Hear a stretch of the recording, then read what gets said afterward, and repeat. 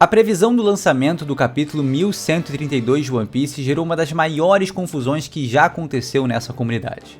Então, para evitar desinformação e até quem sabe algumas vigarices, eu vou responder nesse vídeo exatamente o que está rolando. Mas fica tranquilo que a gente já tem confirmado que o Oda tá melhorando, tá? E isso com certeza é o mais importante. Fora isso, vamos falar da possibilidade interessantíssima do Loki ser um híbrido entre a tribo dos Três Olhos e a raça dos gigantes. Também vamos falar sobre sua participação na guerra final da saga final. Um detalhe sobre o Hyrule que, cara, tava na nossa cara o tempo todo.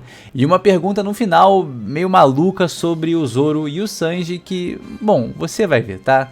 Eu sou o Lipe, esse é o canal Chapéu de Palha, e eu te peço para deixar aquele like e se inscrever no canal, e se você quiser ter sua pergunta respondida em vídeo, é só mandar lá no nosso Insta, tá? Agora, vamos direto para as perguntas.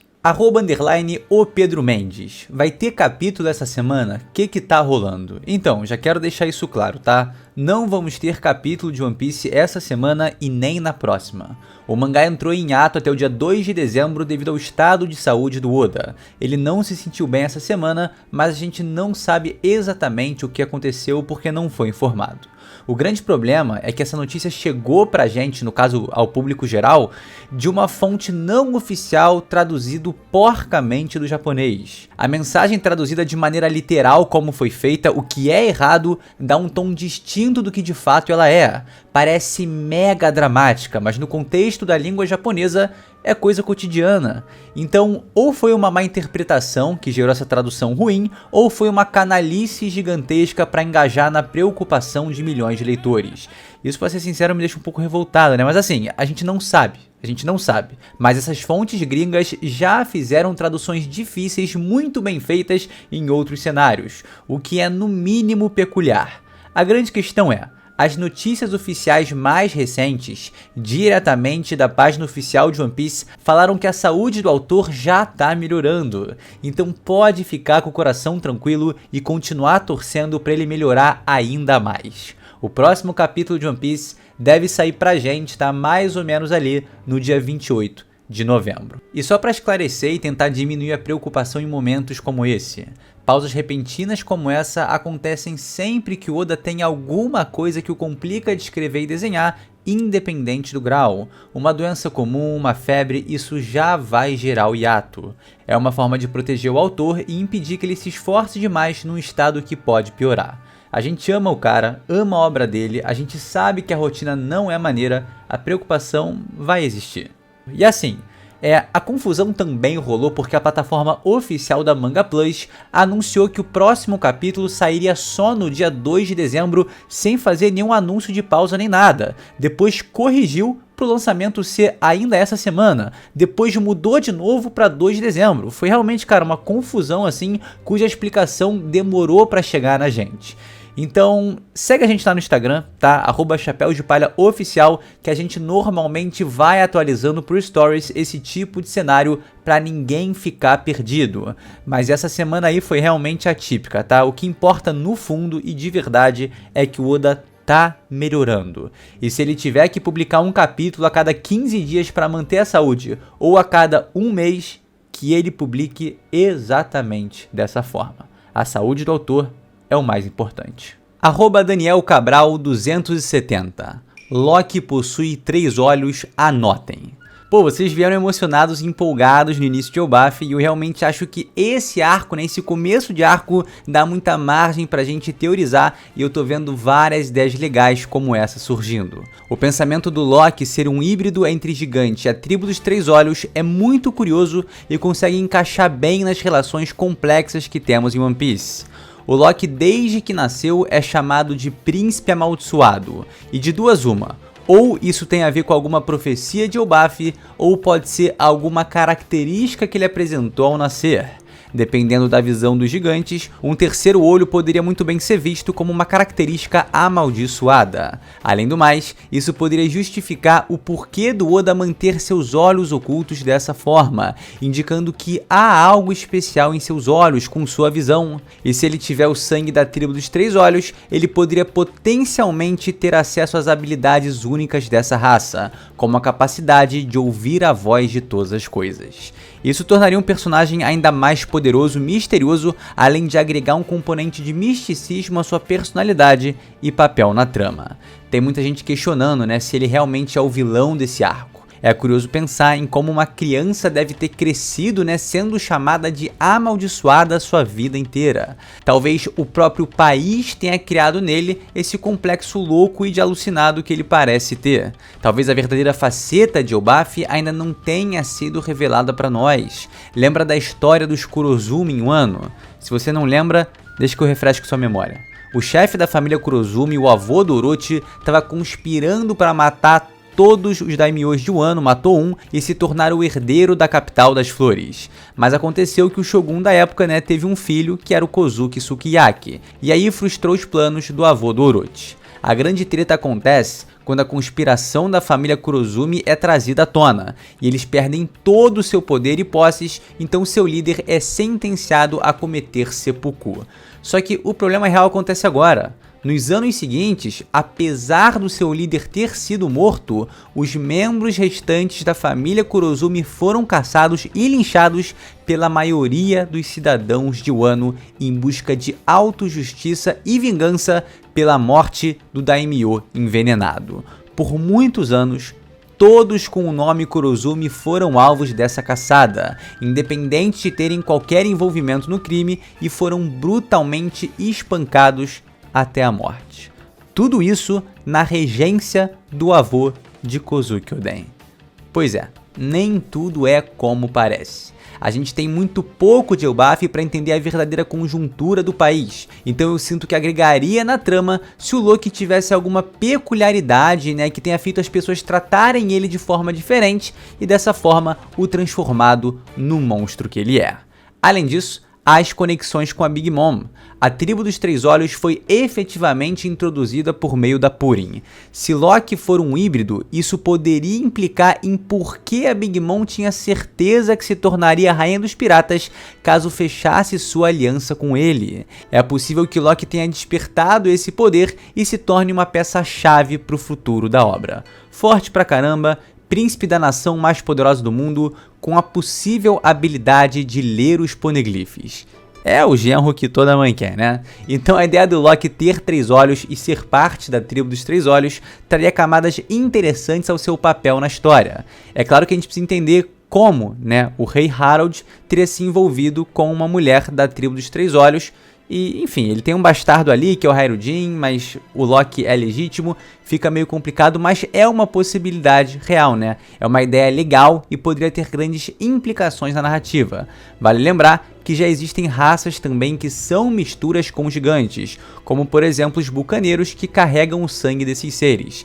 Não é exatamente confirmado como mistura, né? Mas o melhor exemplo certamente são os Wotans, que são extremamente raros, frutos da combinação entre gigantes e homens-peixe. Em toda a história de One Piece, só vimos um deles, que é o Big Pen, lá em Long Ring Long Land. Também tem o Sebastian do Filler 3D 2Y, que eu acho simplesmente tenebroso, mano. Surreal, como uma mistura de raças tão incríveis, uma combinação tão insana, gerou esse coiso aí. Enfim, essas misturas existem, portanto, a ideia do Loki ter características híbridas não é absurda, e fica aí como uma possibilidade nessa vasta margem de especulações que temos no início de Elbaf. Aproveitando que a gente está falando do homem, @Gui_Tomás1234 perguntou: acham que o Loki pode participar da guerra final de One Piece? Uma participação direta e efetiva é mais difícil, porque assim, a gente tem o lado dos piratas, do governo mundial, dos revolucionários, onde exatamente o Loki se encaixaria nessa equação total, cujo resultado é a maior guerra da história de todos os animes e mangás. Eu acho que ele vai ser o início, o estopim pro Ragnarok. Então, um dos eventos que vai ocorrer nesse apocalipse é certamente a guerra final.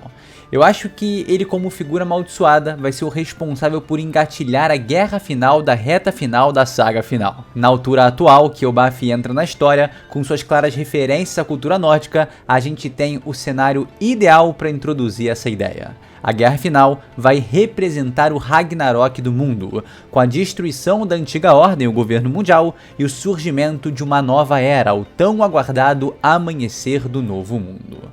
Eu acho que os eventos que foram ocorrendo em One Piece deixam essa ideia nessa linearidade bem clara, e a maneira que tudo isso foi construído, cara, foi realmente um trabalho muito bem feito. No fim das contas, o Loki poderia refletir os aspectos mitológicos de seu homônimo, como um agente de conflito e renascimento. Em resumo, a presença do Loki e a ideia do Ragnarok enriquecem a narrativa da guerra final com temas de destruição e renovação, os fins dos dias de trevas e o amanhecer. Então o que todos julgavam que seria o príncipe amaldiçoado será um príncipe abençoado, precursor do evento mais importante de toda essa jornada épica.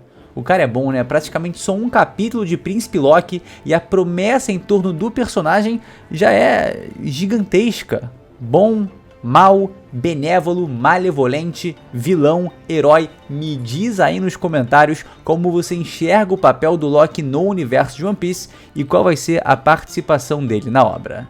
E já que a gente está falando do Loki, do Ragnarok, eu acho que essa pergunta aqui é muito boa.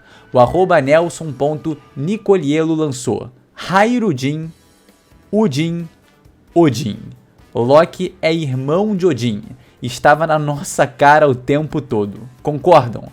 Cara, assim que eu li a tua mensagem, eu juro, cara, minha mente ameaçou explodir ali e fez muito sentido.